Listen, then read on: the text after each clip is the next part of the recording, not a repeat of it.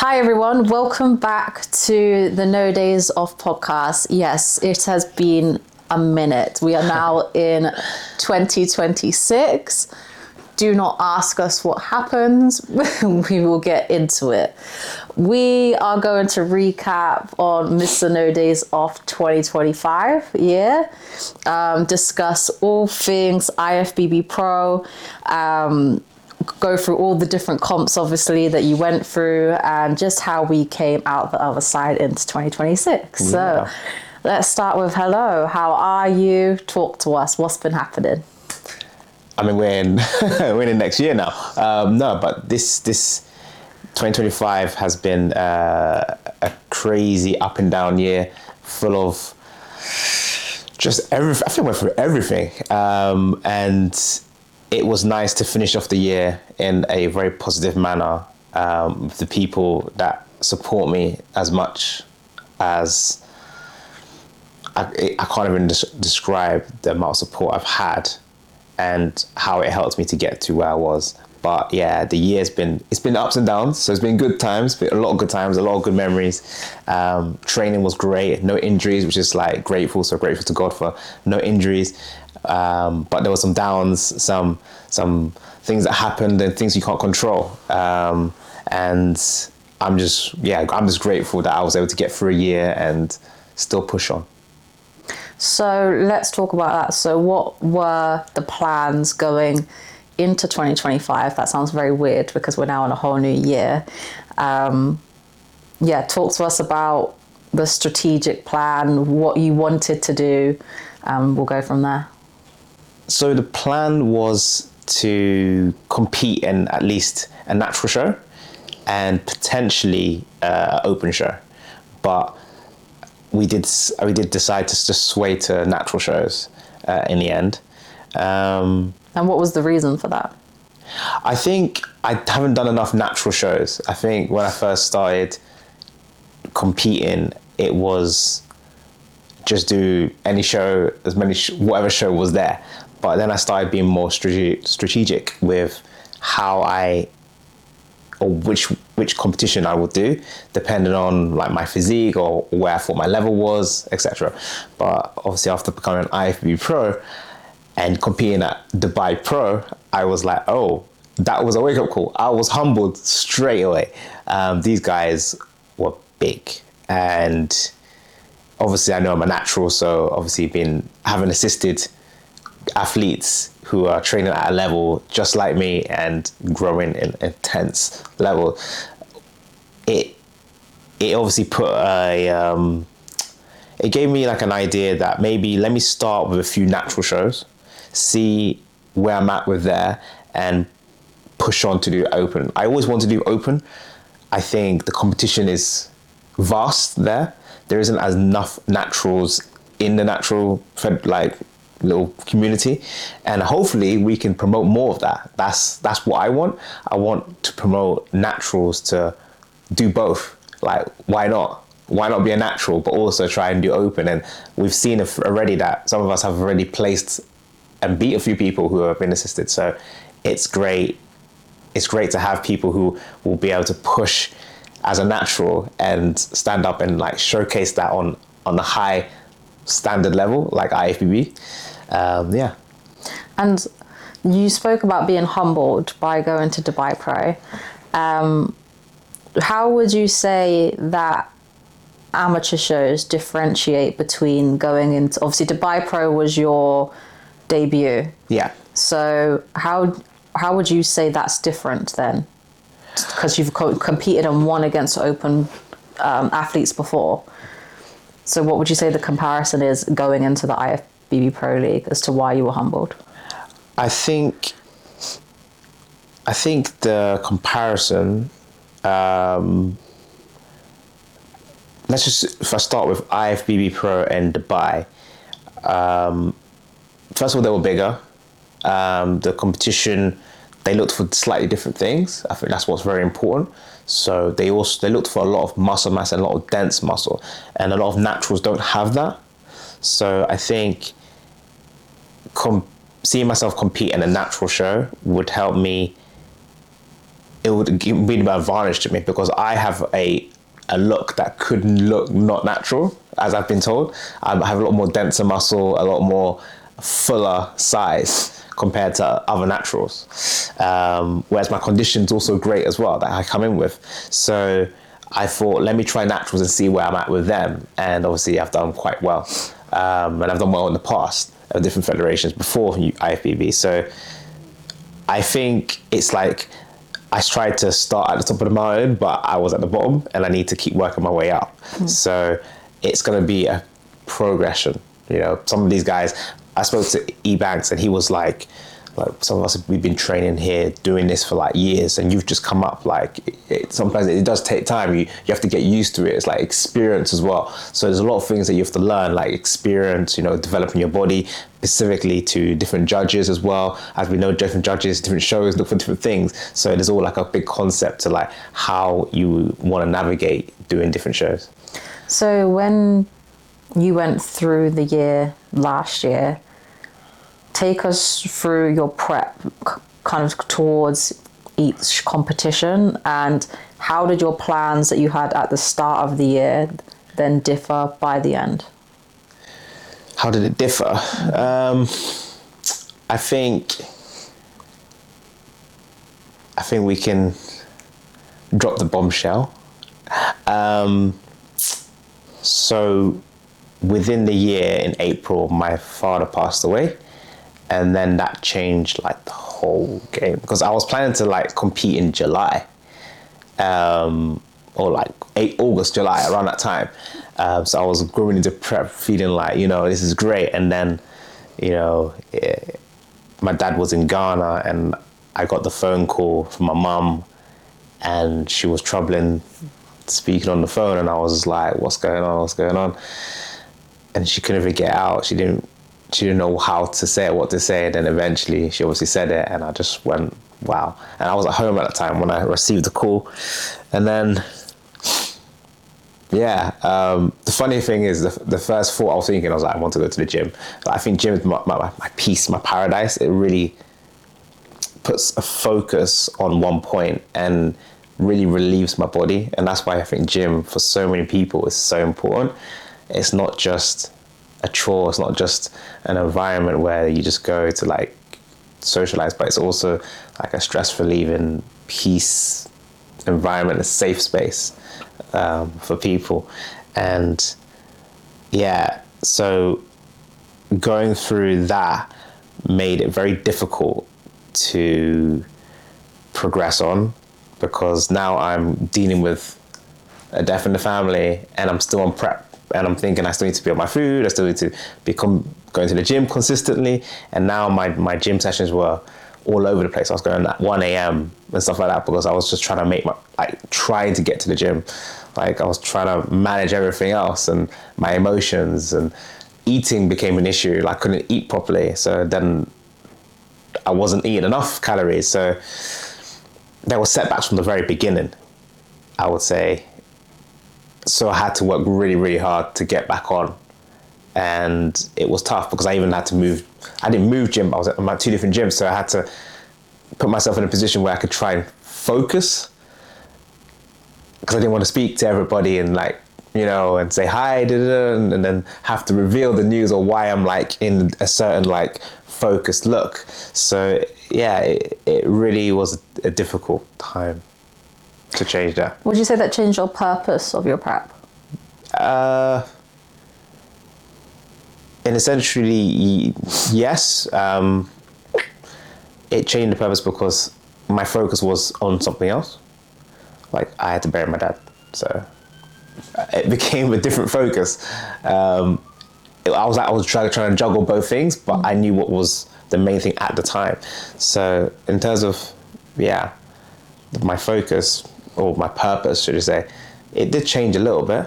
But I ultimately still wanted to compete. I meant more as in your why. So obviously through the competitions, I think it was very apparent that you wanted the win for your dad. Yeah. Whether obviously before he passed, that wouldn't have been the initial. Oh yeah. Yeah, so I think definitely, I think that my why changed in a sense because after burying my dad and getting back onto prep and pushing myself, I felt my dad had come to one of my competitions before, and I felt that it was such a close thing between me and my dad, and he'd seen me win a few competitions before, and I was like, I want to do it for him. I want to win. I want to show him that I'm still doing what I'm doing, you know. And I just for some reason it filled my heart. It made me feel warm inside that I was doing it for him, and that was what pushed me to keep going as well, to do my first competition in September. Do you feel any sort of like immense amount of pressure putting that on yourself? There was pressure. There's pressure. There was pressure before I even looked to do the competition, and then that happened. Then there was like mega pressure. I felt like I felt through my first few competitions, I felt like I was carrying a massive burden. I don't know how to really explain it, but I felt heavy. But I was doing all that I could. I was trying to stay focused, trying not to cry, trying not to get into my emotions, trying not to think too much, just doing what needed to be done so I can achieve that for my dad. So then talk about how you then went through show to show, because obviously that's a lot to deal with, going to Ghana, burying your dad, and then going straight into a prep. You know, you've mentioned that also it affected kind of your growth process as well. So yeah, let's talk about what happened through show to show and how maybe that could have impacted you and how you've overcome it. From show to show, the first show was in, where was that? The first show was in Madrid. Yeah, that's it. Madrid. And I was so excited to go up on stage because I hadn't been on stage all year. And normally I compete like by mid of the year, normally. I'm competing for 10 years, so that's a decade. And then all of a sudden I wasn't competing mid-year. So then I was just excited. As much as my dad was like giving me that motivation to do what I needed to do on stage, I was excited to jump on there and showcase my physique and my expertise of how good I can bring a natural physique. And then obviously I came second in that. And I lost to a great athlete, Hammond, who I know personally as well. He's also from the UK. So it was like 3 UK guys who went in men's physique. And we came all top 3, which is kind of cool. So team UK. But yeah, I came second. And as much as I was happy for Hammond as well, obviously I have my own goals and my own personal goals. And my personal goals is to come first and to win and to establish myself as that lead guy. So I was obviously disheartened. I was like, it hit me, but at the same time, I was so happy for my friend Hammond as well, that I was like, you know, and he deserved to win on the day. I think his condition came in really well. I think it was tight. It was really tight. The judges said it was tight, but I think he deserved that win, and I was happy for him. So that kind of took off the joy of it. So I wasn't really disheartened. I was like disheartened, but not disheartened as well at the same time. I think that's obviously like a competitive, healthy mindset to have. And then the next competition, Marseille. was in Marseille in France. That one was a little bit more difficult. I felt from the feedback that I had from the last show, I brought a much better condition. It was mainly the condition that he said we wanted to bring and to improve. So I did that. And when I came in, I was like, I've got this. And there wasn't many of us in the category. So I was like, this could be a lot quicker, a lot shorter. And I came second again, and I was like, So it was like, it's like a double hit, do you know what I mean? And it really, I really took it personally, because obviously I know what I was doing it for, and I know everyone has their own reasons, and this is the game of bodybuilding. But to me, personally, as a competitor, I'm so passionate about what I do. Like, I live it and breathe bodybuilding. So it hurt, and I cried after my competition. I had a little tear. I won't say I cried, but I had a few tears like in my eyes and that, rolling down. And because I knew what I was doing for, I felt like I let my dad down. And it was a learning curve for me to sometimes maybe not put so much pressure on yourself like that. Dad would be so proud of what I did, let alone coming second. It's a great place. Like, you're that close to first place. He would be so proud of me, and he always was so proud of me. Even, all the shows he actually came to watch, I actually won. So I think that was what was in my mind. Whereas I know he would be proud of me, and he always has been proud of me when I didn't win. Like in Dubai, I came close to one of the last call-outs. And my dad was still so happy and proud of me of that. I went and did it. So it was just a nice reminder to think of that and to think, you know what, it's okay. Keep going. If you want something, keep going, keep trying, keep pushing yourself, and you're going to get there eventually. Like, just don't give up. And then obviously went to Portugal, and we got the win there. So I think as well, the different shows, obviously, in terms of feedback, obviously you had the same judge at the first and second show. Yeah. Which is why I think it made the second show a little bit more personal as well. Obviously, you know, you took the feedback, and by textbook, you nailed what it was that they wanted. Yeah. And then actually, so let's talk about that. So they said that to stop training your arms and shoulders because they're too big. Yeah. Which was interesting.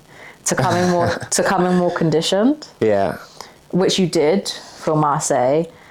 And then it was to work on your posing. With the hold in your abs. I think he felt like I was leaning over a bit in my front pose, so I needed to sit up a bit more so my abs showed a little bit better. And there was some shadow even in some of the videos to show that my abs weren't showing as good as they were actually.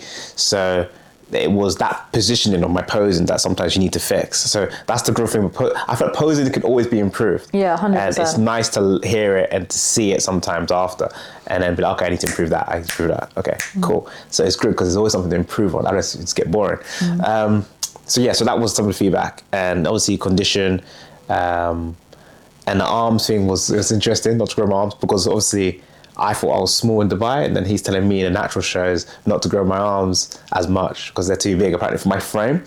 But obviously went to Portugal and it was like different feedback. So like I get it, different judges see different things, but it's like it can be confusing for some athletes. So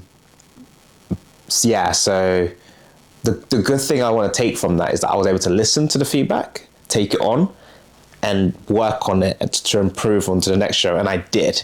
Obviously, we didn't get the result again, but then again, it's like, how do I now see that? I could have chose to, I'm not going to compete again because like I don't get it, you know, or I'm going to get upset. Like, I don't know what's going on. But I was like, no, I'm going to keep going. Like, obviously, it's disheartening to do what is asked of you and still not get the result. That's bodybuilding. It's, you know, subjective in some ways. I think as well that it kind of pushes you as an athlete. I think regardless if, obviously with bodybuilding, it's very subjective. Yeah. But it's always going to push you because there's a lot of trial and error. Like when you go from show to show, being in front of different judges, them having different opinions, you kind of just have to take risks as well and be like, well, let's, you know, try this and see if they like this. And then if they don't, you know, we're never going to do that again. Yep. So it's kind of like finding the perfect recipe, and eventually you'll see a pattern of what judges like, and you're just going to have to do it on more of a ratio type of basis because you're not 100% of judges aren't going to like your physique. And I think as athletes, you have to just accept that there's just going to be someone that doesn't maybe like you. Yeah. But you can try meet their taste as much as much as you can. But I think it showed that actually by having feedback and having different feedback between Madrid and Marseille pushed you to bring a better package for Portugal, and it actually paid off. Yeah. So I think we can both agree, even when looking at the pictures, you improved every single show. Yeah, definitely. So third time's the charm, as we like to say. Third time was the charm. I love that. So how would you say then that you overcome those placings to finally get first place? As I said, I think it's being able to take criticism take criticism and take it, because obviously criticism has some negative in it. There's no other way of really saying it. There's some negative in there, but you have to take it as negative reinforcement and turn it into a positive reinforcement to push yourself to do better. I think being consistent, being resilient matters in bodybuilding, because you're not always going to get what you want. So you're going to have to be very resilient to come back and do more. And it's not just come back and do the work, it's do more, because you want to be better. In order for you to be better, you need to do something you never did. You know, so you can't do the same thing. It's got to be different. So yeah, cardio goes up, or weights go up, or weight reps go up, or intensity goes up, volume, anything to make yourself better. You know, even if it's more sleep, anything. Not having sex with your partner, anything. You know, some people do during their prep, some people don't. So all these things, like, it's crazy how much in detail you can go into it to improve your physique and to make sure you look the best on the day. And then even on the day, the prep of what you do when you're having sodium for salt, and we're having a meal or 2 meals, and your water consumption and everything, so sometimes you get it, sometimes you don't. But I felt like my second competition in Marseille and my last competition in Portugal was probably one of the best physiques I've brought. I was so happy, and so many people came up to me and congratulated me. I was so humbled. You honestly. got so much love. You were literally like a celebrity. Everyone. And I'm not just saying that. Like, you received so much love and support, and I think that also helps me. So I think that's what you needed at the time as well, to just feel like I can do this, and just feel like I was just doing something right. Yeah, 100%. And it was really nice to see you receive that love, because you deserve it as well. So then, only doing natural shows, which you've kind of never done, how did that feel? It felt great, you know. I was on the same playing field with everyone, and I knew a few people, so that was nice. And you're seeing regular people like turn up to the same show. It was nice, and I felt more confident, I would say. I'll be honest. I felt more confident going in there, feeling like, because on the same playing field, you're like, I have a chance. Whereas sometimes when you go to the open, you're like, this is gonna be a bit tough. But I have the mind of that, I don't know, I forgot the word. I have the mind that I can always do it. You can do anything you put your mind to. I can always make something happen. Like, I don't care who I'm against, I could win. I can win. If I put the work in, I can do it. And if you have that naive type of thinking, you know, you'll go far, because I think that's all the best sportsmen in the world. That's how they have to think. You have to think you're the best. I think if you go up on stage, you have to think you're the best there. You know, you might not be, but you have to think it and believe it, like truly believe it. You gotta manifest it. You gotta manifest it, 100%. If you believe, then it will happen. You believe it, you can achieve it. So obviously you got the win at Portugal, and then the Ben Weider invite, which is amazing. Yes. But then you thought you would throw a spanner in the works, and now the Arnolds are on the cards. So obviously you've done a whole year of natural shows. Yeah. How are you feeling going into the Arnolds as the only natural? I feel excited. I think I'm more so thinking I'm competing against Olympians.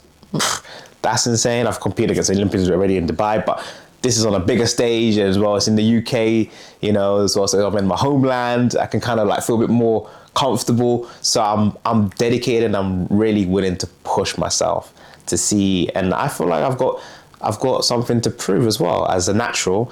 I've got the natural community looking as well, and we want to be showing us that we can handle this. You're representing. Yeah, representing the Natty King. Natty King. So it's coming to stage. Exactly. So I really want to show that we can step up to the plate. We can look just as good, and we work hard for us, and we shouldn't be left out. I feel like we're not given as much exposure in the industry sometimes.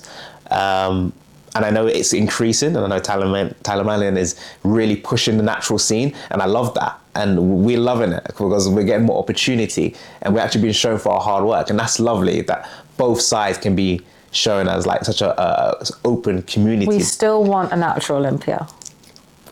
Whatever we think is best. But I'm going to say it. I just want the opportunity for us to be seen on the same stage as assisted people as well, and not seen as like lesser. Yes. Or just like, we don't mention them, but they're there. Like, we should also be mentioned as like, yeah, these guys put the work in, these guys deserve to be on the stage if they look great, you know, and a lot of us do look really, really good. And we're only going to improve. There are some incredible naturals. We have no limits. And like even the... Call us supernaturals because we have no limits. Supernaturals. Hashtag supernaturals. So we're going to do a little quiz. Yes. To just have a bit of fun, finish off. So it's just, what do they call it, a Spitfire? That's the one, yeah, isn't it? Something like that. So here we are. So do you prefer to train day or night? Night, 100%. 100%. Daytime, I love doing cardio in the morning, but nah, training in the morning it's not the same. Weights or cardio?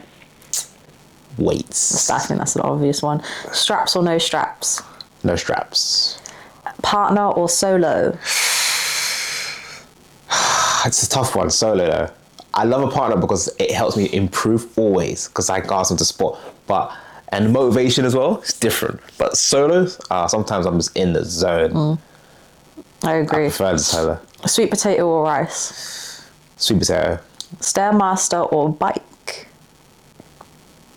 I was going to say bike, but I feel like it's changed now. Recently, you like the Stairmaster? Yes. Before, it was the bike, 100%. I love the bike, and I'll still do it now. But Stairmaster, I don't know, it's just doing something different to my body. It's just changing my body. And it definitely works your legs. Men's physique, if you're training legs, do Stairmaster because it will make you look good in those shorts. I also just think as well, like you've been there, done that with the bike. You've been doing that for a really long time now. So I think your body's just really used to it also. It kind of knows it does respond fast though. It does. It knows what it's doing. But I feel like the Stairmaster, your body's been like, oh, okay, we're doing this every day now, right? Yeah. Anyway, I digress. We do this now. Date night or gym? Gym. We can do date night in the gym. Boom. She's not happy. We love a date night gym. UK or international? Oh, international. Yeah. I love UK. I love being on home ground because it's so comfortable as well. But international, I love experiencing different things. It's just more exciting. And meeting new people. It's so nice meeting new people from different countries. Like, we actually had a session with one of my friends from Morocco, and he was speaking in French the whole time, and we're using Google Translate. Like, this is insane, but it's amazing. Yeah, so it's stuff like that you just don't, it's not a normal thing on a normal day, but it's cool. And we had fun. We enjoyed it. Weren't strict. Do you know what I mean? So I love that. That's international for me is it's cool.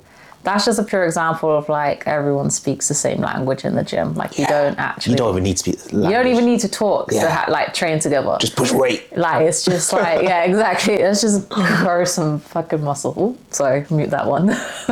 But I love it. So yeah, Arnold, Ben Weider. So what is many more. Let's finish off with them. What can we expect from you this year? Yeah, so this year we'll be hitting on 2026 Arnold's UK. So feel free to come and watch and support. And then we'll be hitting, obviously at the end of the year, we'll be hitting Ben Weider as well in America. So we'll be going over there.